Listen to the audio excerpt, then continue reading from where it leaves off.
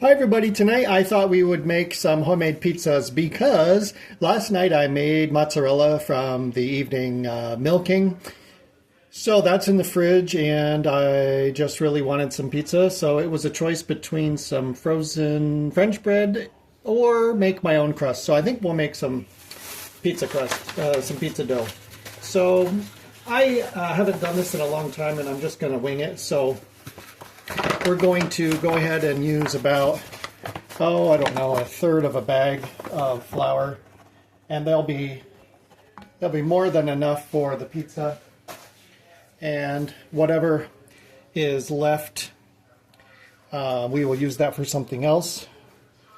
Tomorrow, maybe even make it into a focaccia bread. That would be kind of nice on a sheet pan. So let's go ahead and just get our warm water in here, hot water. That's, I don't know, maybe that's 2 cups. I'm just going to wing it. And we have a package of instant dry yeast. And we're just going to let that do its thing in the water for a minute. And then we will add some salt and some olive oil and stir it around and let it sit for, about an hour or so. And then we will roll it out and make our pizza. Okay, so we're already getting a little bit of foaming action. That means the yeast is alive and doing well. And we're just going to stir this in a little bit. And I'm sure we'll need a little bit more water. Now let's get our salt in there. I really can't tell you the measurements for this. It looks like about 3 cups of flour. It looks like about, who knows, 3 cups of water. I'm going to actually do some Italian herbs because whether this is one big pizza crust or a pizza crust and focaccia bread, I think Italian herbs are always good. So we will go ahead and mix this around and see what kind of texture we get. And also, we will add some nice olive oil. This is organic extra virgin.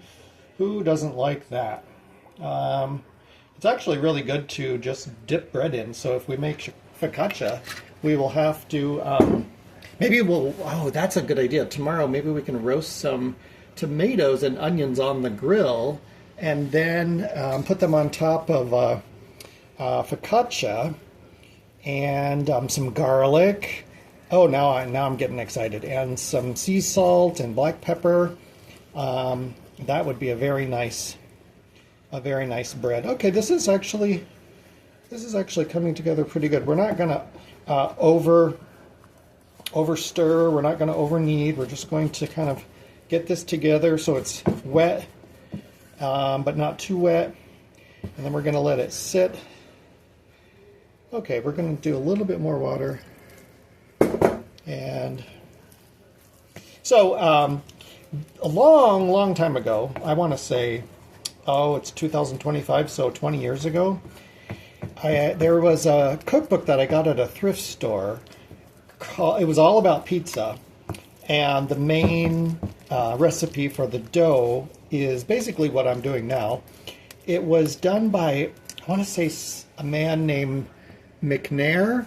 I can't remember his first name, but he had a really nice cookbook full of beautiful pictures, and you could use the dough for a variety of different kinds of pizzas and things. Not Robert McNair? I can't remember now. But all right, this is good. This will be a nice texture. So I'm just making sure all of the yeast and the oil is all incorporated into the flour, and it is. So there we go. And we'll just get our spoon clean and set that aside. And then we will cover this with foil, and it's about, it's got to be in the high 70s here in the kitchen. So we don't need to proof it in the oven or anything. We'll just let it sit on the counter.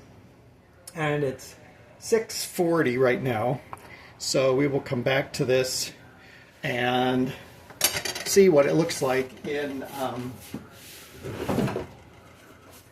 maybe we'll come back to it in an hour or so.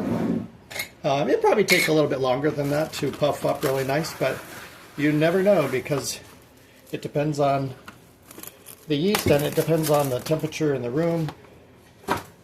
So I think it's going to be fast tonight because it's warm in here. All right, so we got that. This is folded over a little. Just going to make sure it's sealed real nice.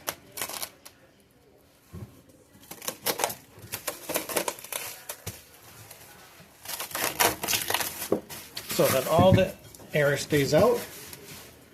And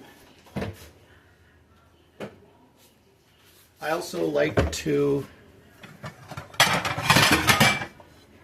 do this. I put a cloth over it and a plate just to make sure it stays nice.